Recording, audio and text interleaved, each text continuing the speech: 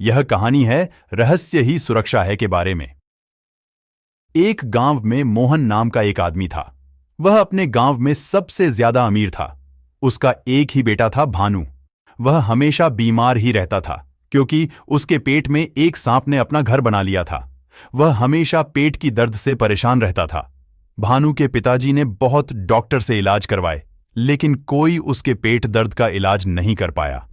वह सांप की वजह से दिन पर दिन कमजोर होता जा रहा था। भानु एक दिन उदास होकर शहर चला गया। वहां उसने एक छोटा मोटा काम ढूंढा। उससे जो कुछ थोड़ा बहुत पैसा मिलता था उसी से वह अपना गुजारा करता और रात को एक मंदिर में सो जाता था। उसी शहर में एक बीरेंद्र नाम का अमीर आदमी अपने 2 बेटियों के साथ रहता था। बद्धी बेटी का नाम सुशीला और छोटी का नाम ललिता था। उस शहर में उसके जैसा अमीर कोई नहीं था, इसलिए वहां बस बीरेंद्र का ही राज्य चलता था। वह बहुत ही अहंकारी आदमी था। बीरेंद्र की दोनों बेटी बहुत सुंदर और सुशील थीं।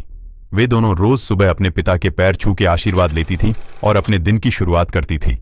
सुशीला अपने पिता के प्रणाम करके कहती थी, पिताजी, मैं आपकी बहुत आभारी हूं क्योंकि आप ही के कृपा से मुझे इस दुनिया के सभी सुख प्राप्त हुए हैं। बीरेंद्र जब इतना सुनता था तो बहुत खुश हो जाता था, लेकिन ललिता अपने पिता को प्रणाम करते समय चुप रहा करती थी। एक दिन बीरेंद्र ने ललिता से पूछा, बेटी, तू प्रणाम करते समय चुप क्यों रहती है?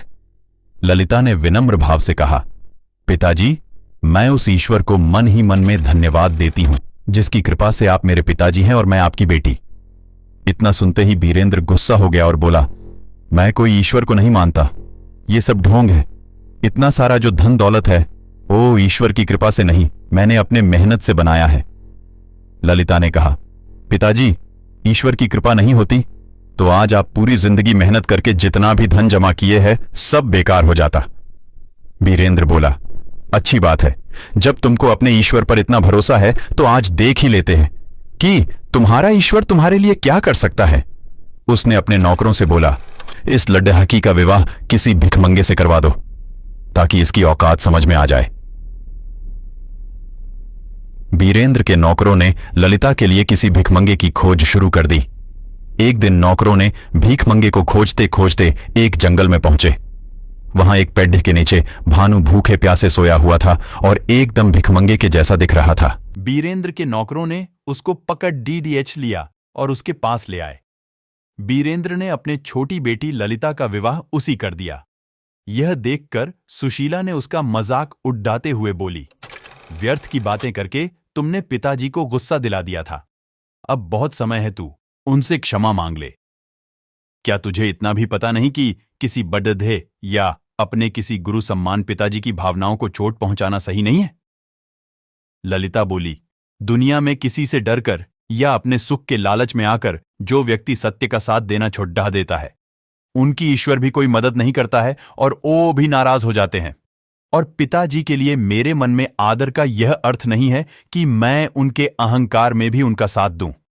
अगर मेरे भाग्य में भीख मांगना ही लिखा है तो उनको कौन रोक सकता है?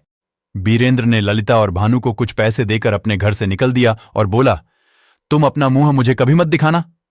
ललिता ने खुशी खुशी अपने पति के साथ घर से निकल गई। जंगल की ओर चल पड़ी।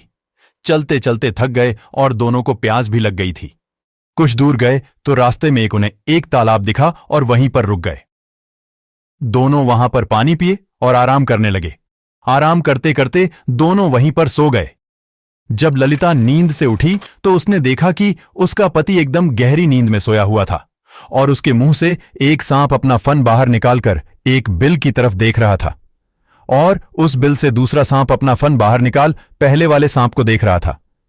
दोनों सांपों ने एक दूसरे से बहस करना चालू कर दिया और एक दूसरे का रहस्य बताने लगे। बिल वाले सांप ने कहा, अरे दुष्ट, तू इतने सुंदर और नादान बालक का जीवन क्यों नष्ट कर रहा है? तू ये नहीं जानता ये कितने अमीर घर का लड्ढका है। तू इसको इतना कष्ट दे दिया है कि ये लड्ढका मजबूरी में अपना घर छोड़ दिया है। अब तो बंद कर दे अपनी दुष्टता। तभी भानु के मुंह वाले सांप बोला, तूने भी तो अपने बिल के अंदर एक विशाल खजाने को बर्बाद कर रहा है। तुझे तो मैंने कुछ नहीं कहा। तभी बिल वाला सांप बोला, मुझे तो किसी राजा के पूर्वजों द्वारा दिया गया वचन को निभाना है, इसीलिए मैं इस खजाने का रक्षा कर रहा हूं। तो मुंह वाला सांप बोला, अरे तू क्या रक्षा करेगा? कोई आदमी तेरे बिल में बस 2 बाल्टी गर्म पानी डाल दे तो तू मर जाएगा और खजाना भी उसका हो जाएगा। कोई इस रहस्य को नहीं जानता, इसलिए तू अब तक जिंदा है। फिर बिल वाला सांप बोला, तू इसी कारण जिंदा है कि मूर्ख की तेरा रहस्य कोई नहीं जानता। लेकिन जिस दिन किसी को यह पता चल गया कि पुरानी चावल और सरसों का काढ़ा बनाकर इस लड़ढहके को गर्म गर्म पिलाने से तू मर जाएगा, उसी दिन तेरी दुष्टता भी खत्म हो जाएगी। ललिता यह जानकर अचंभित हो गई कि उसका पति किसी अमीर घर का लड़ढका है। उसने जल्दी से बगल के गांव में गई और गांव वालों से मदद मांगी। पुरानी चावल और सरसों का काढ़ा और एक बाल्टी गर्म पानी लाई। फिर उनसे उस काढ़ा को अपने पति भानु को पीला दी और इसके बाद बाल्टी का गर्म पानी उस बिल में डाल दी। दोनों सांप टड्ढा पते हुए बाहर निकले और मर गए और भानु एकदम से ठीक हो गया। वह ललिता को दिल से धन्यवाद दिया और बोला, तुम नहीं होती तो पता नहीं मेरा क्या होता। ललिता ने खजाने वाली बात भानु को बताई और दोनों ने मिलकर उस जगह को खोदा तो वहां बहुत सोना, चांदी और हीरा निकला। वे दोनों खुश हो गए और भानु ने वहां का पूरा खजाना और अपनी पत्नी ललिता को लेकर अपने गांव खुशी खुशी चला गया। सारांश, इस रहासिया हाई सुरक्षा है की